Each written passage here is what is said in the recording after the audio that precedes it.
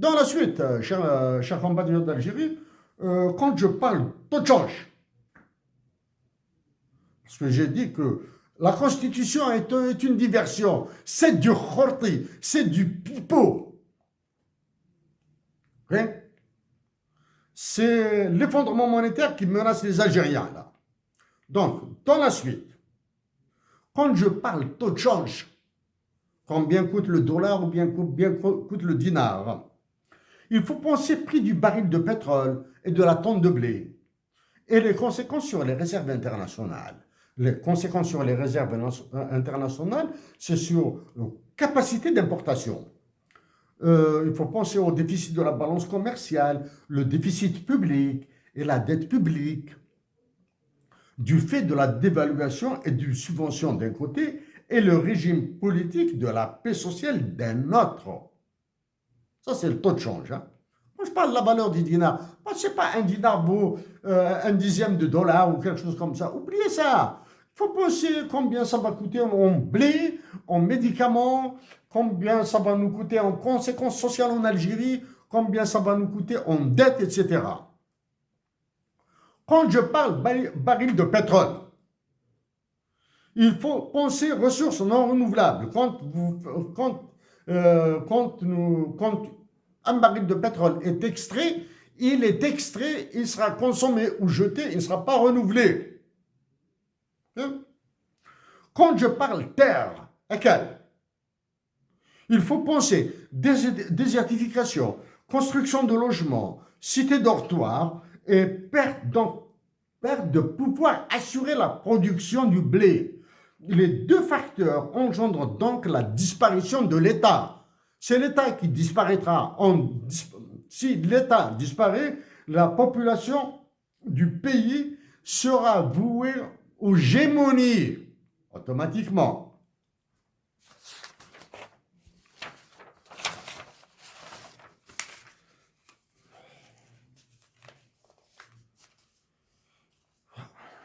Chers compatriotes d'Algérie, maintenant je vais faire j'ai parlé d'effondrement monétaire, je vais le démontrer. Hein. Je vais démontrer l'effondrement monétaire. Il y a un peu plus de 2 semaines, j'ai fait une intervention, j'ai parlé de la situation de la Banque d'Algérie, etc. Qu'est-ce qui s'est passé entre-temps? Entre-temps, non, quasi simultanément. Le gouverneur de la Banque d'Algérie a sauté. Banque d'Algérie, je le dis, c'est formel, d'une manière formelle. Hein? Mais alors réellement, c'est un gourbi, c'est un four crématoire, c'est une chambre à gaz. Hein? Donc, le gouverneur de la banque, du four crématoire de la Banque d'Algérie a sauté. Il a été remplacé par le vice-gouverneur. C'est-à-dire, en remplaçant le gouverneur par le vice-gouverneur, c'est la démonstration du vide absolu des crânes de ceux qui décident en Algérie. Leurs crânes sont vides. C'est-à-dire, dans leur crâne, il y a un cerveau, mais les neurones, les synapses sont hors service, là. Tu prends un gouverneur, tu le chasses, tu le remplaces par le vice-gouverneur. OK?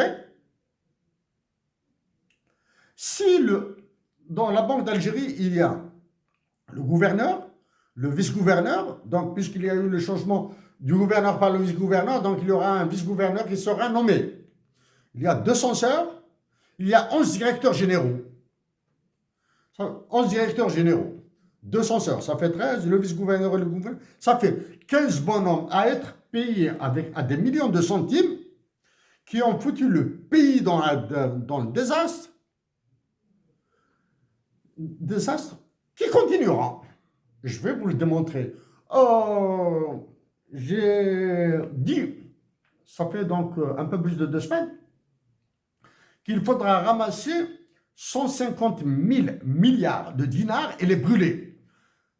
150 000 milliards de dinars pour les brûler.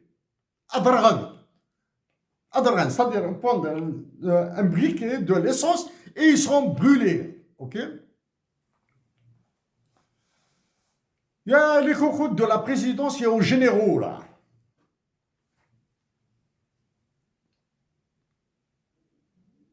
Allez-y. Allez-y, recrutez, payez, puisque vous avez la possibilité de payer, de gaspiller les dollars algériens, comme vous avez toutes les libertés sur les dollars algériens. Allez-y, invitez des professeurs de théorie des jeux. Si vous ne connaissez pas un, je vous donne un. Je vous donne au moins un. Yanis Varoufakis, ancien ministre des Finances de la Grèce, qui a été chassé. Ils l'ont eu. C'est un spécialiste de la finance, des monnaies, de l'économie. C'est un spécialiste de la théorie des jeux et c'est un spécialiste, bon, c'est un excellent mathématicien. Invitez-le, il va vous expliquer qu'est-ce que c'est qu'une théorie des jeux, comment on fait. Vous tombez comme des mouches, vous tombez comme des idiots à un minable jeu simultané.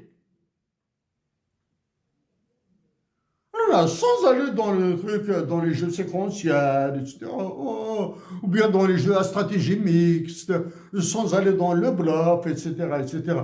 Faites attention à ce que je vais dire maintenant, parce que je vais vous envoyer sur vos gueules. Ok? Je vais vous envoyer sur vos gueules. Je jure, que vous ne saurez pas comment réagir. Ok? Je le répète.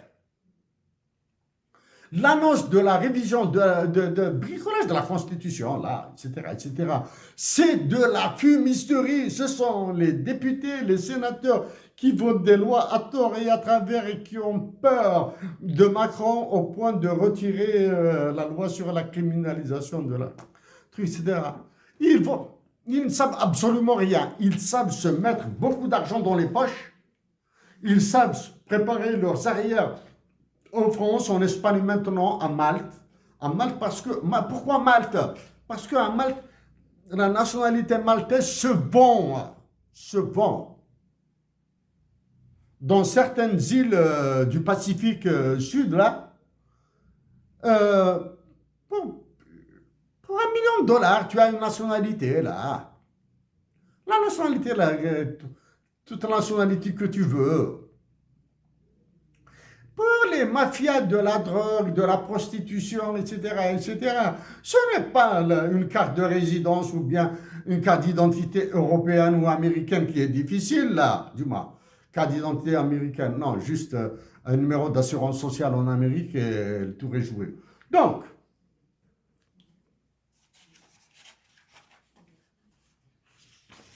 voici the rule of law.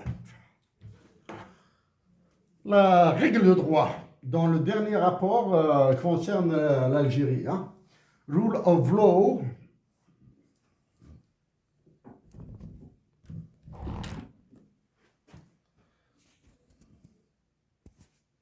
Rule of law, Algérie, Global Ranking, l'Algérie est classée 97 sur 143. L'indice, quand l'indice est égal à 1, ça veut dire que c'est l'état parfait, c'est la perfection. Et très peu de pays, il y a très peu de pays se rapprochent de 0,9. C'est les pays nordiques. L'Algérie, ça, l'Ourda, vous allez voir. Moi, j'interprète ces chiffres autrement, là, parce que là, il faut analyser. Après, je montrerai certains chiffres. Les statisticiens en Algérie, les mathématiciens, peuvent les exploiter. Les régressions linéaires simples ou multiples, etc. Vous allez trouver là. Oh, donc, rule of law, c'est l'état de droit. Algérie classée donc 97 sur 143. 143 divisé par 2, 72, à peu près 71. 72. On est dans le quartile le plus bas, là, hein, 97. Pour 2020, contrainte du gouvernement, contrainte gouvernementale. Sous 0,5, 0,49, 0,49, 0,49, 0,49, 0,49. Vous voyez bien là, ici, que ceux qui font le WGPO, l'organisme WGP, qui fait ça, bon, ben, il ne se casse pas trop la tête, hein. Il y a des variables, des valeurs qui le régénèrent, hein. 2020, 2021, 22, 23, 24, 1, 2, 3, 5 ans, c'est la même valeur, 0,49. C'est un facteur 1. Absence de corruption, 0,48, 0,48, 0,47, 0,47, 0,48. C'est toujours au-dessous de 0,5, hein. Et l'écart entre 0,47 et 0,48, même si en valeur chiffrée, en valeur mathématique, en valeur absolue, c'est 0,1, non, en termes d'effet, il est exponentiel. Publicized laws and government data. La publication des lois et des chiffres du gouvernement. C'est-à-dire, c'est la transparence. C'est ce qu'on appelle de accountability. Accountability. Hein. La reddition de comptes en français. C'est absence de corruption. Donc, ça. 0,24, 0,23, 0,23, 0,24, 0,22. C'est-à-dire on est à peu près au même niveau que le Mali, que le Tchad, que le Sierra Leone, que la Guinée, que le Bénin. On est au même niveau. Bon, le facteur 4, fundamental rights, je les mettrai, hein. Les droits fondamentaux. Quels sont les droits fondamentaux? La liberté de penser, la liberté de parole, et la liberté de croyance.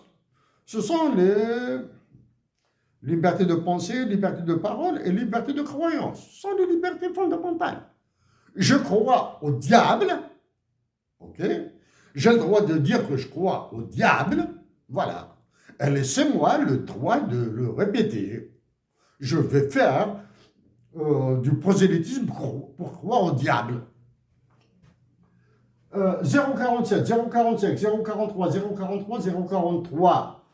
En parlant là de liberté de croyance, aux crétins là qui parlent des chrétiens de Tizi Ouzou et d'Arbour, de je sais pas moi là, allez-y, pensez aux juifs de l'Ouest, de Constantine, pendant que vous y êtes, d'Umzab, etc., etc. Arrêtez vos conneries là. Ceux qui font sociologie là, de bad là, ils croient qu'en allant dans un café écouter ou bien en lisant une minable phrase d'un journal, ils croient que c'est la science infuse.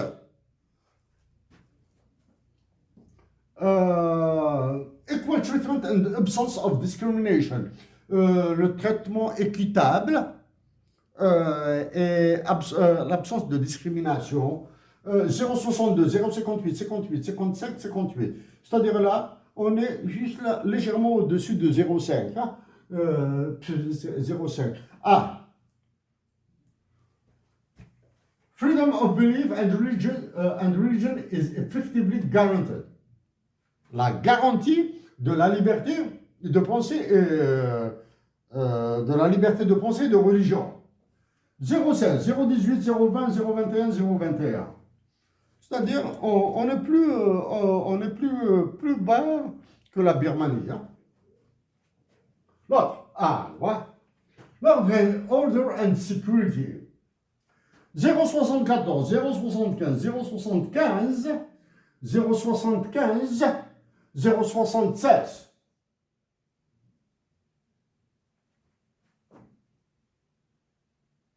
C'est le seul facteur dans lequel l'Algérie est atteint le niveau haut. Hein. 0,74, 0,75, c'est le quatrième quartile, presque. Le quatrième quartile. Quatrième quartile. Ça veut dire que ça tape fort là. Hein. Les généraux, les gendarmes, la police, les magistrats, ça cogne très fort. Bon.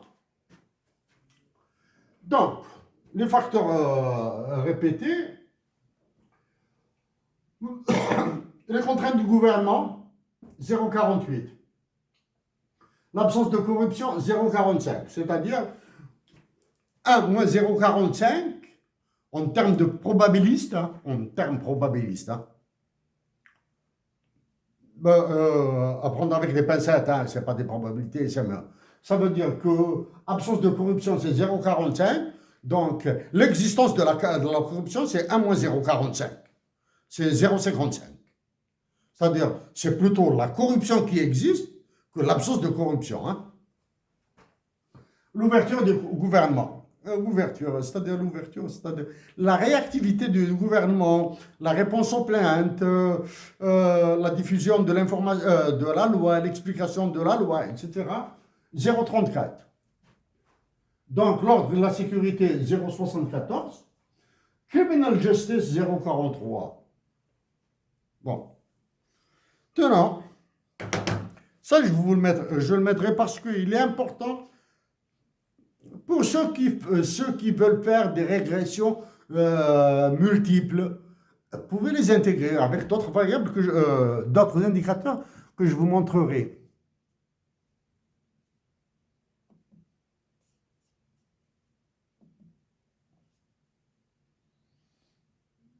Ah.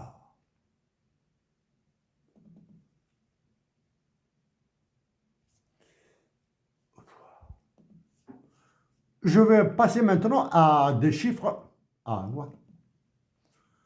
Situation. Ah, wow.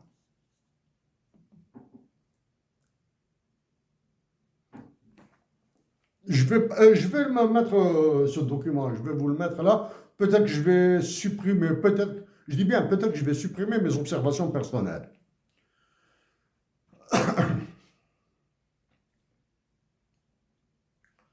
Gouverneur, l'effondrement monétaire, je vais vous montrer maintenant rapidement là. Hein. Les chiffres que j'ai mis en rouge, les chiffres que j'ai mis en jaune sont très, très, très dangereux. Maintenant, je vais être clair avec vous là.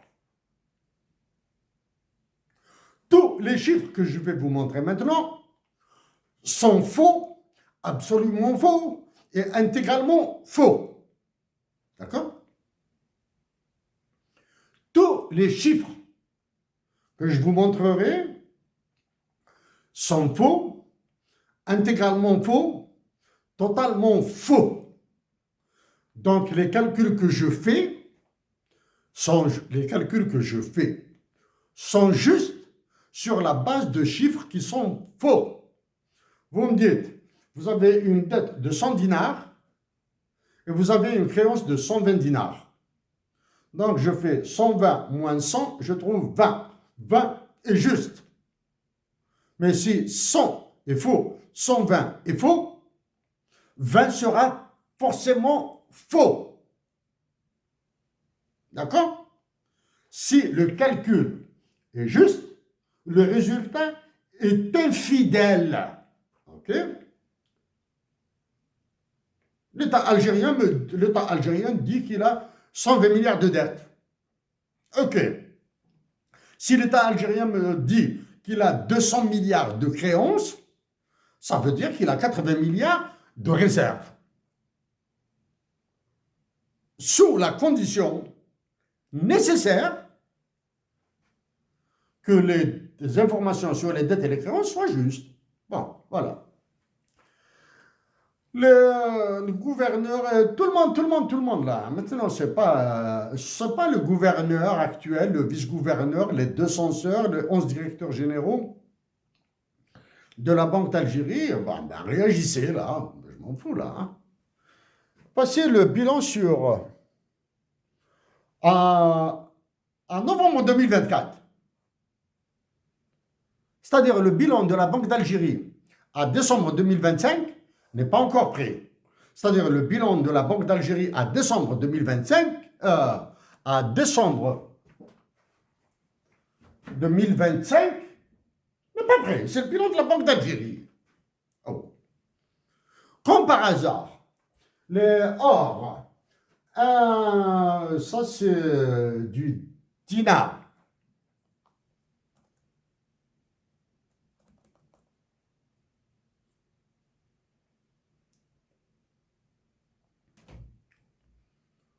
Le voici. Donc, je ne sais pas là, maintenant. Vérifiez les réserves en dinars. En novembre 2024, il y a 486, 112 000, 143 millions, 1 milliard, 143 millions, 112 000, etc. de réserves en or.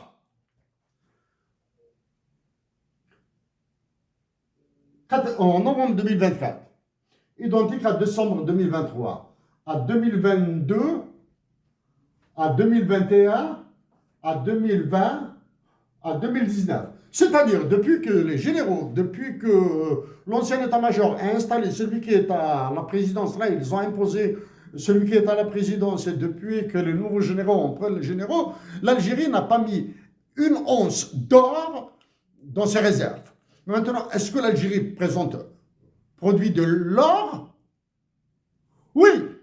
Donc, elle le vend au marché parallèle. C'est-à-dire, elle fait du trabendo, de la contrebande de l'or algérien. Il est vendu sur les marchés parallèles. Il est vendu par des intermédiaires, etc., etc. C'est-à-dire, l'État algérien vend au noir l'or algérien, d'après ces chiffres. Maintenant, si ça c'est le bilan, c'est les actifs, le bilan actif. Hein. Je ne vais pas jeter un coup d'œil sur le passif de la banque d'Algérie. J'en ai marre.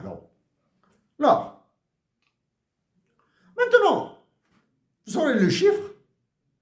Et ce chiffre est faux par rapport à la déclaration faite par l'État algérien, par la Banque centrale, au Fonds monétaire international. J'ai refait les calculs et vous les verrez. Ensuite,